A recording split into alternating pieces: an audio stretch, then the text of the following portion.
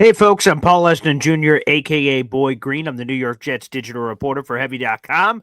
Day one of the 2025 NFL draft is over. It's time to get ready for day two. Specifically, who are the top 10 prospects the Jets should consider? We're going to go through the list right here, right now. Make sure you guys like the video and hit subscribe. We're live every single day on this channel at 7:30 in the morning. Plus, we do videos just like this for some extra additional content. Let's throw up number 10 here on the big board, who's still available. The Jets pick 42 in the second round and 73 in the third round.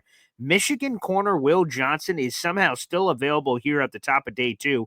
And Will Johnson, according to Dane Brugler's ranking in The Beast, Will Johnson's the second best corner in this draft, only behind Travis Hunter. He's 6'2", 194 pounds. Before the season of college football, 2024, he was considered a top 5 pick, a 3-year starter at corner for Michigan. Fluid, long athlete, big boy. And when you look at the production speaks for itself. I mean, look at it. 2 years ago, he had the 8 pass deflections, 4 picks. This past year, 5 pass deflections, 2 picks. But obviously, he dealt with a lot of injuries. So the only reason Will Johnson could be available right now is because of medical. And I will say this. Obviously, if you look at the Jets corners, all 3 starters are accounted for. You have Sauce Gardner on the outside. You have Brandon Stevens, who they gave a $36 million deal to in free agency on the outside. Plus, you have Michael Carter II. So there's no clear and obvious fit here for Will Johnson, but the value is so insane. And Aaron Glenn's a former corner that I could just see him taking BPA, and somehow, some way, it'll sort of work itself out. So number 10 on the list, someone the Jets should consider is absolutely Will Johnson. Again, you got to keep an eye on the medical here for what that is going on there. Let's go number 9 on the list. One of my favorite players in this class, Boston College pass rusher Donovan Ezaraku. Out of BC, 6'3", 248 pounds. He's 21 years of age. This is a guy whose stats speak for itself. I mean, he was insanely productive this past season. 16 and a half sacks. That was second in the FBS. We'll talk about someone who is slightly higher than that in just a moment. 20 and a half tackles for loss last season. 80 total tackles. He's coming off a career year in every major category here for Boston College. I have no idea why he is still available here. He shouldn't be by any means. This is a guy who is bendy. He's explosive, and he's got a lot going on in that pass rush bag. And this is one of the sneaky needs for the New York Jets at pass rusher. You have Will McDonald. He's coming off a double-digit sack season. You like Will. Jermaine Johnson blew out his Achilles in week 2 against the Tennessee Titans in 2024. What's his rehab look like? Let's say it even looks great. Who's the third edge rusher on this team? You have to start going through the undrafted free agent names like Braden McGregor, Eric Watts. You get my point. There's not a lot of additional options beyond the 2. And if the 2 are fully healthy, you still need a 3. But as we know, Jermaine Johnson is, we have no idea how he's going to respond to a blown out Achilles. Those pass rushers use the Achilles a lot differently than some of the quarterbacks. So I want to make sure you put on Donovan Ezaraku here at pass rusher. Let's stay on defense. Number 8 on the list, Toledo defensive tackle Darius Alexander here. He's 6'4", 305 pounds, coming out of Toledo. 2-year starter at Toledo. He played primarily the 3 technique position, which again would be Quinnen Williams here. But to me, I'm not worrying about technique this or technique that. I just want to get really good football players and have Aaron Glenn figure out the rest. He spent 5 years at Toledo, did Darius Alexander, and he sort of started to find his pass rush over the last 3 years. 9 total sacks over the last 3 years, 13 pass deflections, 22 tackles for loss in his career, and 127 total tackles. The Jets desperately need some Brutus Beefcake on the inside of their defense. Obviously, you have Quinnen Williams, but Quinnen Williams is not enough. You need more help. The Jets, of course, did not have an opportunity for Mason Graham. The Cleveland Browns were able to trade back from 2, get Mason Graham, a second rounder, and a future first rounder. The Browns probably won day 1 of the 2025 NFL draft. Anywho, getting back here to Darius, Dane Brugler said he has an NFL-ready frame with long arms and big hands, a fluid big man who works well laterally and has the basic understanding of how to lock out and leverage blocks. So to me, the defensive tackle room is something the Jets should seriously explore. There's a nice little run of those in the first round, but this is something else they should consider. Let's give some love to none other than Darius Alexander, baby, here on the program. Now let's get a little risque. Number 7 on the list is Alabama quarterback Jaylen Miler. This is going to piss a lot of people off. Let me know in the comments section if you agree or if there's anyone that's missing from this list by the time we get all the way through it. I am intrigued by Jaylen Milroe. Daniel Jeremiah described him as a lottery ticket. There have been others. Tom Pelissero said from the scouts and coaches he's talked to, he said this on the Rich Eisen show, Jaylen Miler is the best running college quarterback that's ever come out in history. And that was better than Michael Vick. That was better than Lamar Jackson, better than anybody. And the case for Jaylen Miler is this. He does one thing in an elite fashion, running the football. And if you start out with a basis of that, maybe you can work on the passing, where obviously there's inconsistencies. There's a reason he's still available here. And then you think of the construct of the Jets quarterback room. Justin Fields, mobile guy. Tyrod Taylor, mobile guy. Who better to learn from than those guys if you're Jaylen Miler? And plus with the Jets, it's a perfect setup. Jaylen Miler is not ready to step on the field, and don't worry, he's cryogenically frozen in theory as the third guy in this quarterback room. So Jaylen Miler, super intriguing, would be a dart throw. Pun or pun not intended here. And then you can work on crafting him over time.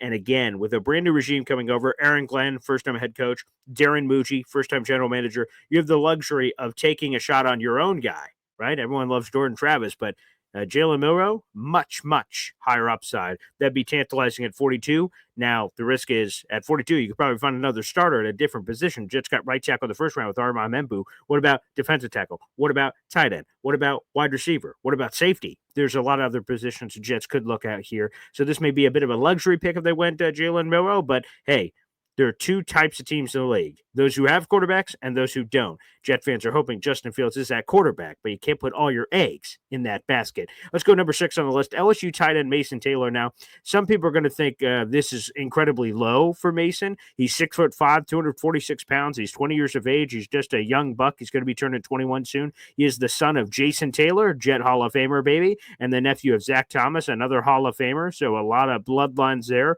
of all thing Hall of Fame. Here's my problem with Mason Taylor. The potential is obviously there, and he's the most prolific tight end in LSU history, which sounds great on the surface. And you look at the numbers, LSU just apparently hasn't had a lot of great tight ends in terms of production. In his 3 years at LSU, he finished with 129 catches, 1,300 yards, and 6 touchdowns. That's it. Again, he had a very solid, fine career, but really what's happening here when we get to tight ends, it is in this particular case with Mason Taylor, it's a lot of projecting. You've seen some nice things. I thought he looked really good at the combine, especially the fluidity going through some of the gauntlet drills. I'm like, okay, this guy has potential.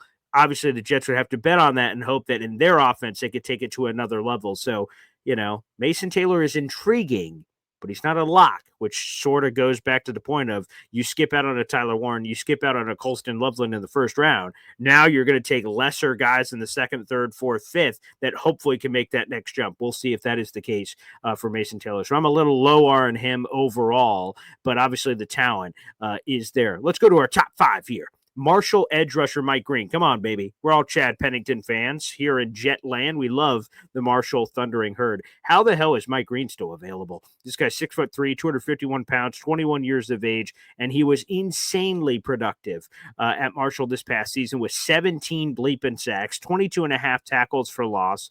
I mean, this guy was a freak. Now, there are some potential character concerns here. He was accused of some things off the field. Now, again, it's only alleged and accused, so you don't know what's the truth or what's not. Obviously, that could have affected some of these teams because the on-the-field product has no questions. Athletic twitch, violent player. The production is insane. Mike Green is somebody that should have been a first-round pick, to be blunt, but for some reason he wasn't. He's the 4th-ranked edge rusher by Dane Brugler, and he is a top 10 player on his top 100 big board. Still available here in early day 2. Again, we've mentioned earlier how sneaky of a need pass rusher is for the green and white. Next on the list, number 4, South Carolina defensive back Nick Emani, one of my draft crushes, quite frankly. I just have to be honest about it. He is Dane Brugler's number 1 ranked safety, and he's still on the board. 17th overall ranked player, 6'3", 220 pounds. He lit up the combine. He's only 21 years of age. He was a 3-year starter at safety at South Carolina. If you look at that for Nick Emani. And the numbers obviously can show you a little chutzpah. He had 88 tackles last year. That set a new career high. 3 tackles for loss. He didn't have any sacks or forced fumbles, but he did have 4 picks. That's pretty impressive. And 6 pass deflections. So Nick Emani, a very talented player. The size, the weight, the speed was incredible at the combine. This would be the Jets betting on traits and saying, hey, in our system, we could coach this guy up and do this, that, or the other. He would be a wonderful pairing with Andre Sisco. They do need another safety unless you believe in Tony Adams. Let's go to our top three here. Number three, Iowa State wide receiver Jayden Higgins. The Jets need more wide receiver help. Garrett Wilson's awesome, but he can't do it by himself. Jayden Higgins is 6'4", 214 pounds. He's the 6th ranked receiver by Dane Brugler and the 45th ranked overall player. He's 22 years of age, 2-year starter at Iowa State. The good news is Higgins was the X receiver, where he lined up on 72% of his snaps this past season, and he's incredibly talented. I mean, look at the numbers. Obviously, they all speak for themselves here. Spent his first 2 years in college at Eastern Kentucky, and then at Iowa State totally blew up this past season, setting new career high in catches, yards, touchdowns, and just went crazy. Had 87 catches for 1,100 yards and 9 tutties. This is a very talented player. Both Iowa State kids are. Noel as well, to throw him in the mix in terms of the conversation. The Jets need more help.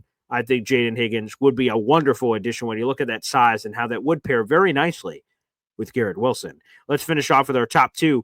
Miami tight end Elijah Arroyo, or as one of our listeners of my morning show, Badshaw says, Elijah Rutro, a little Scooby-Doo action. Incredibly talented. 4th ranked tight end in this class by Dane Brugler, 41st overall ranked player, 6'5", 254 pounds. A ton to like here for Elijah Arroyo. But the reason why he's still available isn't about the on-the-field stuff. Quite frankly, it's about the off-field stuff. He's also a one-year wonder at Miami. He had 35 catches for 590 yards, 7 touchdowns, average over 16 yards per clip. So, again, there's a lot to like about Elijah. But the problem is that, well, the 1 year production, that's one thing. And then also, like, the durability and the medical, that's a little bit scary for that perspective. But I love the explosiveness, which is why I think the Jets should strongly consider it. 34.3% of his catches in 2024 went for 20 yards or more. For context, Brock Bowers finished his final season at Georgia at 23%. Brock Bowers 23%, Elijah Arroyo 34%. So he is just an explosive playmaker. Again, the key issue is durability. So that's the thing that you sort of have to battle those demons if you're the Jets. But, hey, beggars can't be choosers. They absolutely need an upgrade to the tight end room. Cole Smart and Jeremy Ruckert really doesn't do it for me. Sorry. Anywho, let's go to number one. If you thought some other stuff bothered you on the list, well, I'm sure this will. Colorado quarterback Shedeur Sanders. He fell out of the first round completely. Fascinating. He's the 2nd-ranked quarterback in this class by Dane Brugler. Mel Kiper has him as the number 1-ranked quarterback in this class.